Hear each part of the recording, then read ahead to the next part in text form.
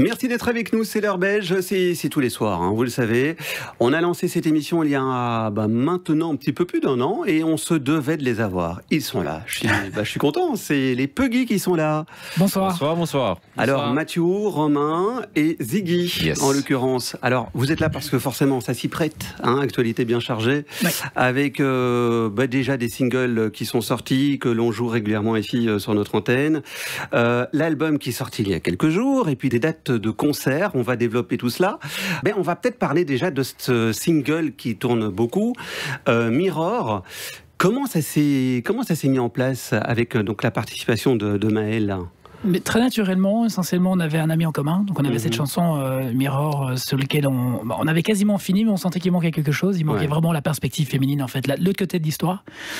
Et on cherchait un petit peu, on se demandait un petit peu qui pourrait justement chanter cette partie-là. Et on a un ami en commun avec Maël, qui justement nous avait parlé d'elle en disant, mais elle était en train de travailler sur des nouvelles chansons, elle préparait un nouveau disque et éventuellement on serait peut-être intéressé. Donc via justement cet ami, on lui a fait parvenir la chanson. Elle a répondu présent, elle est arrivée à Bruxelles très rapidement, elle a chanté ses parties, elle a écrit son texte, elle a réécrit une petite mélodie pour la fin. Et ça s'est fait tellement intuitivement et tellement naturellement, il n'y a pas une histoire plus farfelue que ça. C'était juste pour l'amour de la musique en soi. La particularité que ce soit en français et en anglais. Là. Exactement, ça s'est fait vraiment très naturellement. Et que les voix se combinent assez bien, parce que c'est vrai que c'était pas évident de trouver quelqu'un qui pouvait passer au-dessus de Matt au niveau du registre. Et donc du coup, elle a fait ça hyper naturellement, c'était assez incroyable. Elle chante incroyablement bien. Donc l'écriture, ça s'est fait justement très, très facilement. Alors le contenu, le sujet de cette chanson, c'est justement le ressenti de lorsqu'on n'est pas en fait aligné avec soi-même, lorsqu'on n'est pas en phase avec soi-même, c'est ça en fait? Oui, essentiellement, je pense que il y a littéralement le morceau est relativement facile à comprendre. Et puis je pense que c'est important aussi que les gens se l'approprient. C'est de la magie, de la musique quelque part. Donc oui, le morceau vraiment, c'est cette réflexion de soi-même, de pas toujours pouvoir se reconnaître quand on se regarde dans le miroir figuratif, mais aussi réellement. Donc chacun doit quelque part pouvoir l'interpréter comme bon lui semble. Mais oui, c'est tout à fait... on est dans ces eaux-là. Forcément, ce titre-là se retrouve sur le nouvel opus.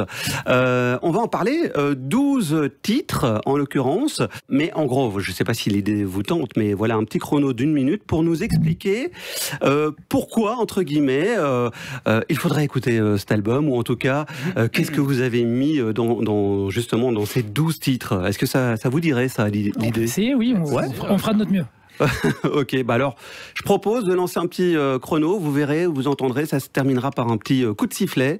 Voilà, c'est notre 5e album. C'est, comme Romain a juste dit avant, c'est probablement notre meilleur album. En plus, voilà, il est tout beau, c'est un super vinyle à avoir à la maison, mais on peut aussi l'acheter en CD, ou les deux, ou le streamer online. Voilà. Ou de le mettre sur une cassette aussi, si on veut. C'est également la réponse à toutes vos questions. C'est la cure au mauvais temps pluvieux belge du mois d'automne. Et surtout, si vous jouez le vinyle à l'envers, ça vous donne la réponse sur qui a créé l'univers. Voilà. Ça c'est très important, mais c'est pas facile de jouer un vinyle. C'est une dose de vitamine qui vous rendra absolument heureux. Du moment où vous appuyez sur play de la première plage jusqu'à la fin de la dernière chanson, vous serez heureux, comblé, un sentiment de bien-être et d'unité avec l'univers. Et là, je pense que vous avez réussi le défi, malgré tout. Voilà, la minute. Bravo. Non, mais voilà, en tout cas, merci pour avoir joué le jeu. Mais de manière plus sérieuse, cet album-là, quelle est la plus-value de cet album-là? Ça reste un album de Puggy, et je suis d'accord avec Romain, c'est une drôle de chose à dire, mais en tout cas, pour nous, c'est notre meilleur album à jour. On a pu l'écrire, le composer, le produire en toute liberté dans nos studios. Et on s'est fait plaisir, et je pense que ça se ressent sur tout le disque. C'est vraiment c'est un album qui a été fait avec énormément d'amour, sans contrainte du tout. Donc on en est extrêmement fiers et on a hâte de monter aussi sur les planches pour le défendre en live. Exactement. Mais il y a beaucoup de surprises. Il nous fait du bien, il est salué aussi par la critique. Et justement, ça annonce une série de concerts. Il y a notamment le 28 novembre à Bruxelles, Forêt Nationale. Il y a aussi une date importante, le Zénith à Paris tout de même. C'est l'Olympia. L'Olympia, voilà. Donc comment vous abordez déjà tout ça? Je ne sais pas si vous vous préparez déjà à la scène. On a eu l'opportunité déjà de faire quelques concerts cet été, qui sont plus ou moins bien passés. On a déjà présenté quelques nouveaux morceaux, donc on appréhende ça plutôt bien, même si on aimerait vraiment présenter des nouvelles choses lors de ces concerts. Donc voilà, on va répéter, on va commencer à répéter. D'ailleurs, merci de nous mettre la pression. On va essayer de voir si on a le temps, parce que c'est vrai qu'avec tout ce qui est promo, c'est pas toujours évident de trouver les moments, mais là, je crois que semaine prochaine, on a un gros bout de répète prévu. Vous le savez, c'est l'heure belge, c'est l'occasion de mettre en avant des artistes émergents. Quel est votre regard à vous, qui avez quand même quelques années d'expérience là, votre regard à vous sur justement la scène musicale belge en 2025? Elle est en ébullition. Je crois qu'il y a rarement eu, s'il y a eu autant de talents, vraiment c'est très impressionnant de voir le nombre d'artistes qui apparaissent. Je crois que ce soit Iliona, Camille Yembe, il y a Orlan, il y en a plein. Il y a Morpho, il y a plein d'artistes pour l'instant qui arrivent, qui font de la musique absolument extraordinaire. Et puis évidemment tous les plus grands aussi qu'on connaît aussi qui fonctionnent très très bien. Mais pour l'instant, la Belgique est en ébullition créative en tout cas. J'ai l'impression.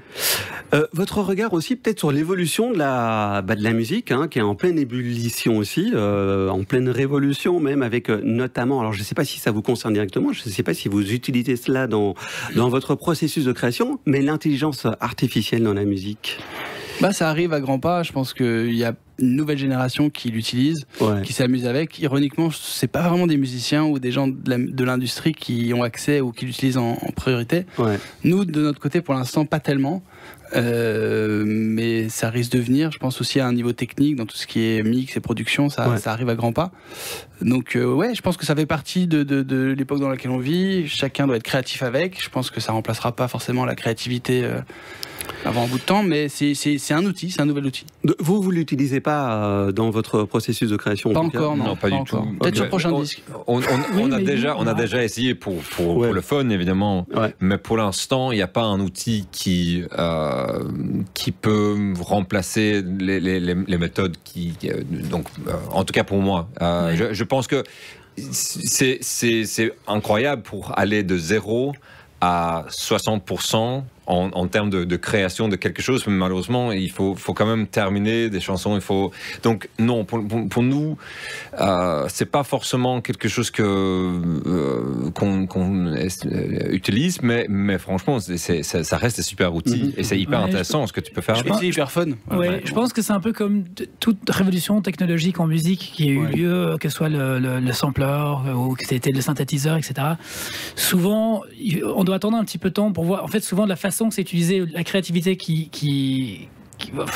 les gens généralement arrivent avec ces outils et s'en servent d'une façon qui est pas du tout attendue. Souvent, c'est là où ça devient très très intéressant. Je pense pour l'instant, on s'en sert d'une façon très littérale et voici ça fait de la musique, etc. Un petit temps d'adaptation. Je pense ce qui va être vraiment très surprenant, c'est quand les gens commencent à l'utiliser de façon auquel on n'avait pas du tout pensé. Et là, ça va être intéressant. Je crois qu'on n'y est juste pas encore. Bon, en tout cas, merci d'être venu pour cette petite discussion du coup. Là, il est déjà temps de se quitter, mais on va rappeler évidemment, notamment la sortie de cet album, les 12 titres, et puis des dates. On peut suivre éventuellement et retrouver votre actualité, notamment via vos comptes réseaux sociaux, Instagram, j'imagine. Merci d'être venu et la porte vous est grande ouverte quand vous le souhaitez. En tout cas, merci d'être venu. Merci. À bientôt. Bonne soirée.